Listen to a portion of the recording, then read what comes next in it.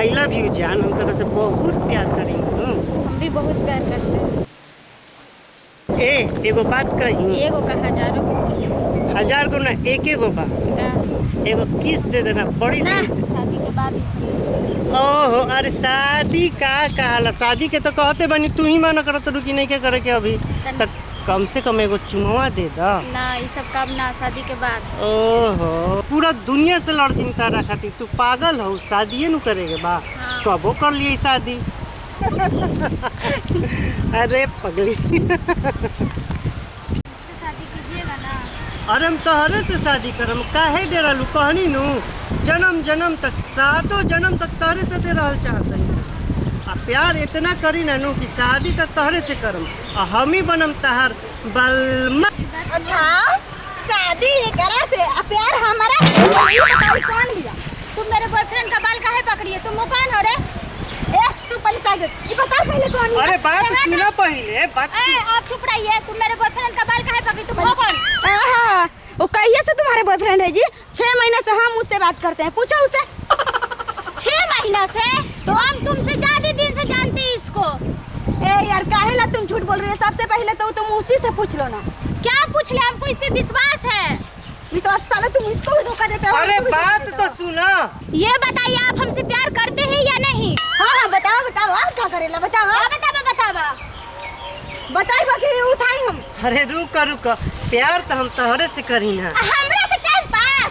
अरे time pass ना बाबू, तो? अरे तहरा से तो मोहब्बत करी ना नो। मोहब्बत में दोनों में अंतर का है? दोनों तो एक ही होता है। अरे प्यार होला, मोहब्बत होला नो। का मोहब्बत अलग होता है, प्यार अलग होता है? का तुम इसको पट्टी पढ़ाई है रे? अरे पूछा इनकरा से, प्यारे का नुकालिए तो प्यार इनकरा से करेनी, आ मोहब्बत तारा से करेनी। शादी कोई और से करी हन, ये तो इनकर चल बा। तुम जरूर इसको कुछ खिलाई है, समझी कि नहीं? पट्टी हाँ, एकरा के कुछ नहीं खिलाई, तू खिलल बड़ी, ठीक बा?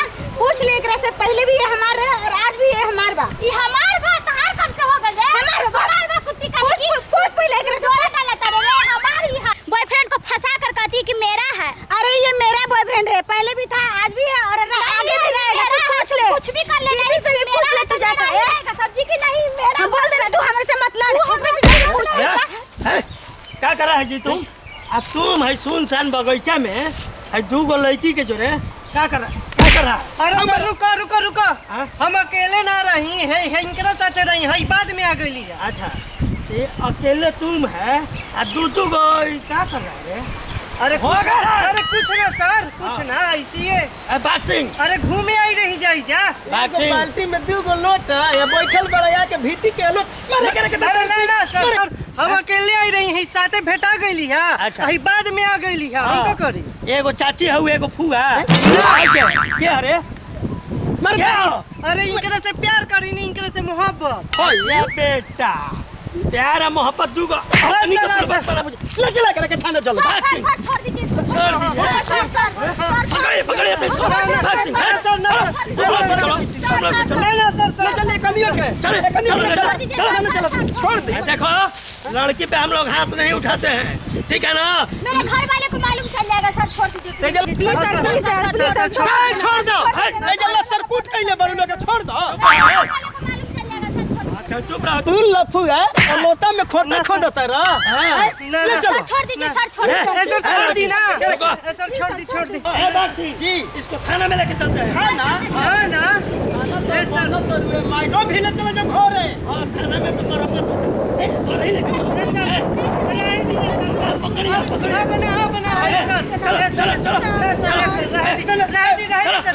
अरे पता चल जी सर,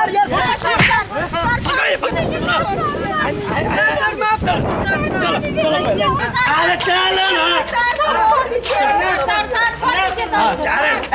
दरवाजा बंद कर दो। बॉक्सिंग नहीं तो भाग जाएगा। दरवाजा बंद कीजिए। चलो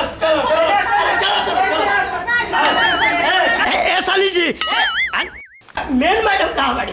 ऊपर छत पे बाड़ी। कहाँ बाड़ू हो? तमीज से बात करता है, सीनियर है। मैडम क्या करो तारी? गेहूं का पसर मैडम क्या हुआ? जय है।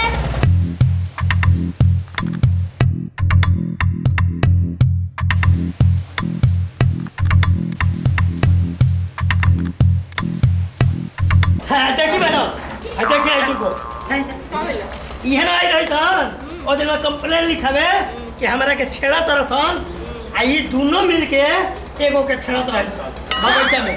ये कौन बात है? काची साफ साफ बोला। ओए हैं हाथ छोड़ो। हाथ? अरे हाथ तू कहिया हमरा के पकड़े चलबा कि हाथ छोड़ दी हैं? इन सबों का हाथ छोड़ो। छोड़ दी? अरे छोड़ो। कितना मुश्किल से तू धइले रही। हाथ छोड़ के डाल धर ला नहीं तो भाग जाई हो सो। ए तू तो शांत रह। अब बताओ क्या हुआ? मैडम हम मिलने के लिए गए थे अपने बॉयफ्रेंड से, पता ना कहां से चुड़ैल चली आई है और लड़ाई लगा दिया। ये दोनों चले आए हैं। दोनों चले हैं चुड़ाई तुम्हारे की चुड़ाई कर दिया। नहीं मैडम ऐसा बात नहीं है, ये मेरा बॉयफ्रेंड है। ये मेरा बॉयफ्रेंड है। तू पीछे मत जा यार, तुमको पहले मेरा बॉयफ्रेंड है। कैसे मेरा छोड़ दो। ऐसा भी शर्म नाम का चीज है नहीं। मेरा बॉयफ्रेंड है, मेरा बॉयफ्रेंड, मेरा बॉयफ्रेंड है। हमनी के गर्लफ्रेंड ना मिलिए तो नहीं जानती है। मिलवा एक के बतिया दू एगो के बाड़ी से दू दू गो दू। तुम दोनों को क्या पकड़ा है? कुछ ना मैडम। पहले इन दोनों के ना बाप माँ को फोन करो। नंबर दो जी, नंबर निकालो। नंबर दो अपने माँ बाप। मैडम छोड़ दीजिए। मैडम सुनिए ना प्लीज, मत बुलाइए मत। मेरे सभी वाले को मार यही तो तुमको समझ में नहीं आता किस है। क्लास में पढ़ती है तुम लोग? मैडम नमा में 9 में और 8 में प्यार मोहब्बत। वाह। मैडम आप नहीं करेंगे कुछ छोटे कितने छोड़ दीजिए मैडम प्लीज। मेरे परिवार को मालूम चल जाएगा। छोड़ दीजिए मैडम प्लीज, छोड़ दीजिए। आप सभी सब कुछ नहीं करेंगे मैडम प्लीज छोड़ दीजिए। मेरे परिवार वाले को मालूम चल जाएगा मैडम। छोड़ दीजिए मैडम प्लीज छोड़ दीजिए।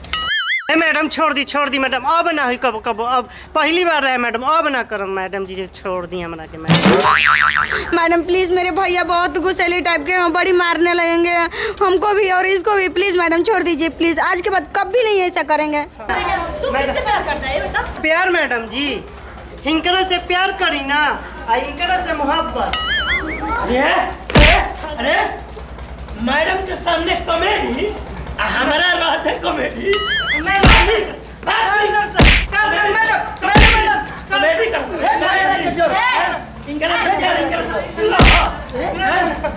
सबसे पहले इसका चालान काटो।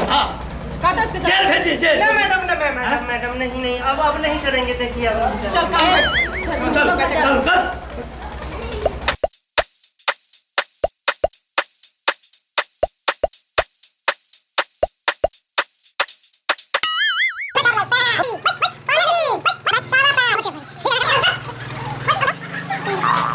सैतालीस